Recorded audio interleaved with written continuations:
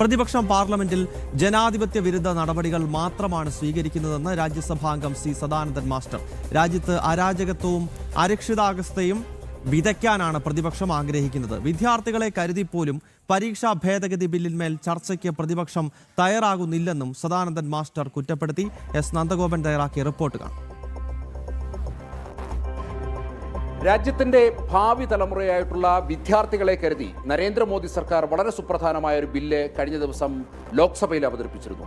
കേന്ദ്രമന്ത്രി ജിതേന്ദ്ര സിംഗ് പരീക്ഷാ ഭേദഗതി ബിൽ അവതരിപ്പിച്ചെങ്കിലും അതിന്മേൽ ചർച്ച നടത്തുവാൻ വേണ്ടി പ്രതിപക്ഷം തയ്യാറായില്ല, അല്ലെങ്കിൽ പ്രതിപക്ഷം അകാരണമായി സഭ സ്തംഭിപ്പിച്ചു. രാജ്യസഭയിലും വളരെ സുപ്രധാനമായ ഒരു ബില്ല് കേന്ദ്ര ആഭ്യന്തര സഹമന്ത്രി നിത്യാനന്ദ റായ് അവതരിപ്പിച്ചു. അതായത് prevention of insult to national honour 1971 നിയമം ഭേദഗതി ചെയ്യുകയായിരുന്നു. അതായത് ദേശീയ ഗീതമായിട്ടുള്ള വന്ദേ മാതരത്തിന് അർഹമായ പ്രാധാന്യം നൽകിക്കൊണ്ടാണ് സർക്കാർ ഇത്തരമൊരു ബില്ല് അവതരിപ്പിച്ചത്.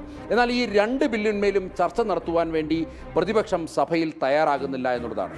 നമ്മോടൊപ്പം രാജ്യസഭാംഗം സി സദാനന്ദൻ മാസ്റ്റർ ചേരുകയാണ്. മാഷെ നമസ്കാരം. മാഷെ, എന്താണ് പ്രതിപക്ഷം സഭയിൽ ഇത്തരമൊരു നിലപാട് സ്വീകരിക്കുന്നത്? പ്രതിപക്ഷത്തിൻ്റെ കഴിഞ്ഞ കുറേ കാലങ്ങളായിട്ടുള്ള പ്രവർത്തന രീതി നമ്മൾ പരിശോധിച്ചാൽ ഇത് തികച്ചും സ്വാഭാവികമാണ് എന്ന് തന്നെ പറയാൻ സാധിക്കും. എന്തുകൊണ്ടാണെന്ന് വെച്ചാൽ കഴിഞ്ഞ വർഷമാണ് ഞാൻ രാജ്യസഭയിൽ അംഗമായി പ്രവർത്തിക്കാൻ തുടങ്ങിയത്. ആദ്യത്തെ സെഷൻ മുതൽ, അതായത് മൺസൂൺ സെഷൻ മുതൽ എന്തെങ്കിലും വിഷയങ്ങൾ ഉയർത്തിക്കൊണ്ടുവന്ന് സഭാ നടപടികൾ തടസ്സപ്പെടുത്തുക, പ്രധാനമന്ത്രിക്കെതിരെ, ആഭ്യന്തരമന്ത്രിക്കെതിരെ, മറ്റ് ടീം ഇന്ത്യ എന്ന് നമ്മൾ വിളിക്കുന്ന ദേശീയ സർക്കാരിനെതിരെയൊക്കെ യാതൊരു അടിസ്ഥാനവുമില്ലാത്ത ആരോപണങ്ങൾ ഉന്നയിച്ച് നിലപാടുകൾ പ്രഖ്യാപിച്ച് സഭ തടസ്സപ്പെടുത്തുന്ന അനുഭവമാണ് ഉണ്ടായിരുന്നത്. അത് കഴിഞ്ഞ ഒരു വർഷത്തെ 3 സെഷനുകളിലും അതുണ്ടായിരുന്നു. ഈ വർഷം മൺസൂൺ സെഷൻ തുടക്കം മുതൽ ആദ്യം അവർ ഈ പറഞ്ഞതുപോലെ നീറ്റ് പരീക്ഷയുമായി ബന്ധപ്പെട്ട വിഷയമാണ് ഉയർത്തിക്കൊണ്ടുവന്നത്. പക്ഷേ നമ്മൾ എന്താണ് ഇതിൽ നിന്ന് കാണുന്നത്? 2-3 കാര്യങ്ങൾ മനഃശാസ്ത്രപരമായി അപഗ്രഥിക്കുകയാണെങ്കിൽ, ഒന്ന്, നീറ്റ് സമരത്തിൽ രാഹുൽ ഗാന്ധി എവിടെയും ഉണ്ടായിരുന്നില്ല. ഈ നീറ്റ് പരീക്ഷാ ക്രമക്കേടുമായി ബന്ധപ്പെട്ട് വിദ്യാർത്ഥികൾ എന്ന് അവകാശപ്പെടുന്നവർ, അതിൻ്റെ പിന്നിൽ പ്രവർത്തിക്കുന്ന ആരൊക്കെയാണ് എന്ന് ജനം TV തന്നെ പുറത്തു കൊണ്ടുവന്നുകൊണ്ടിരിക്കുന്നുണ്ട്. അപ്പോൾ ആ നിലയ്ക്ക് ഈ സമരം ശക്തിപ്പെടുന്നു എന്ന് കണ്ടപ്പോഴാണ് രാഹുൽ വിദേശയാത്രയൊക്കെ കഴിഞ്ഞ് തിരിച്ചു വന്ന് സമരമുഖത്തുമല്ല, പ്രധാനമന്ത്രിയുടെ വസതിക്ക് മുമ്പിൽ അതീവ സുരക്ഷയുള്ള കേന്ദ്രത്തിൽ കടന്നു കയറി പ്രശ്നങ്ങൾ ഉണ്ടാക്കുന്നത്. പക്ഷേ തൊട്ടടുത്ത ദിവസം തന്നെ സർക്കാരിൻ്റെ ഏറ്റവും ഭാവാത്മകമായ നിലപാടിൻ്റെ ഫലമായി നീറ്റ് പരീക്ഷയുമായി ബന്ധപ്പെട്ട് വിദ്യാർത്ഥികൾ ഉയർത്തിയ പ്രശ്നങ്ങൾ സർക്കാർ നേരിട്ട് അവരുടെ സമരമുഖത്ത് തന്നെ ചെന്ന് കേൾക്കുന്നു, അവരുമായി സംസാരിക്കുന്നു. അവരുടെ താല്പര്യം കൂടി ഉൾക്കൊണ്ടുകൊണ്ട് ദേശീയ വിദ്യാഭ്യാസ വകുപ്പ് മന്ത്രി രാജിവെക്കുന്നു.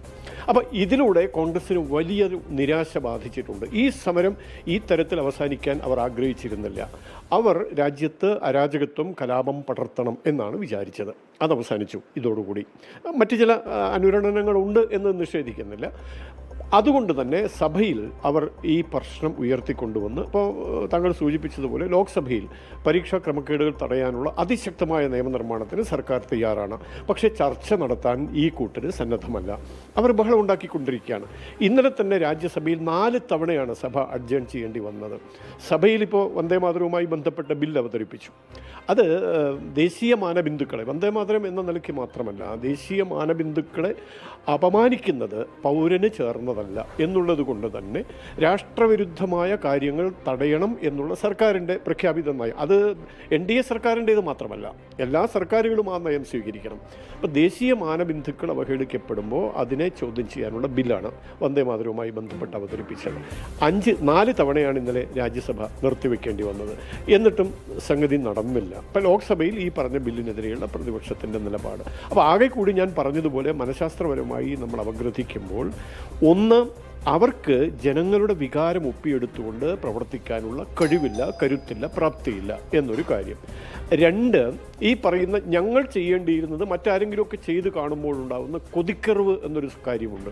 അതിലൂടെ കിട്ടുന്ന ജനപിന്തുണ നഷ്ടപ്പെടുന്നു എന്നുള്ള ബോധം, അതുവഴി രൂപപ്പെടുന്നതാണ് 3ാമത്തെ കാര്യം, അസഹിഷ്ണുത എന്നുള്ളത്. രാജ്യം ഭരിക്കുന്ന സർക്കാരിനെതിരെ, സർക്കാരിനെ നയിക്കുന്ന മുന്നണിക്കെതിരെ, പാർട്ടിക്കെതിരെ നിരന്തരമായി പ്രശ്നങ്ങൾ ഉണ്ടാക്കിക്കൊണ്ടിരിക്കുക. അപ്പോൾ ഈ 3 കാര്യങ്ങളാണ് ജനാധിപത്യ വിരുദ്ധമായ സമീപനം സ്വീകരിക്കാൻ അവരെ പ്രേരിപ്പിക്കുന്നത്.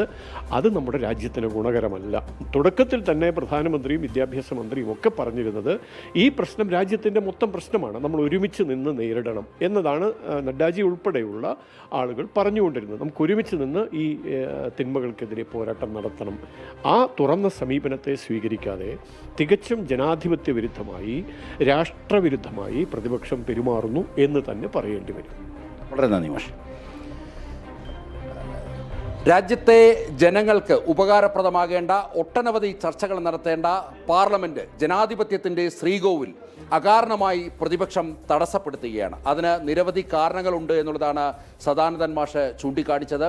അതിൽ ഏറ്റവും പ്രാധാന്യം ജനങ്ങളുടെ വിഷയങ്ങൾ പാർലമെന്റിൽ ചർച്ച ചെയ്യാൻ കോൺഗ്രസ് അടങ്ങുന്ന പ്രതിപക്ഷം തയ്യാറാകുന്നില്ല എന്നത് മാത്രമല്ല, രാജ്യത്ത് അരാജകത്വം വിതയ്ക്കണം എന്നുള്ള ദുഷിച്ച ചിന്ത കൂടി ഇതിന് പിന്നിലുണ്ട് എന്നുള്ളതാണ് രാജ്യസഭാംഗം സി സദാനന്ദൻ മാസ്റ്റർ വ്യക്തമാക്കുന്നത്. ഡൽഹിയിൽ നിന്നും ക്യാമറാമാൻ കൃഷ്ണകുമാറിനൊപ്പം എസ് നന്ദഗോപൻ, ജനം.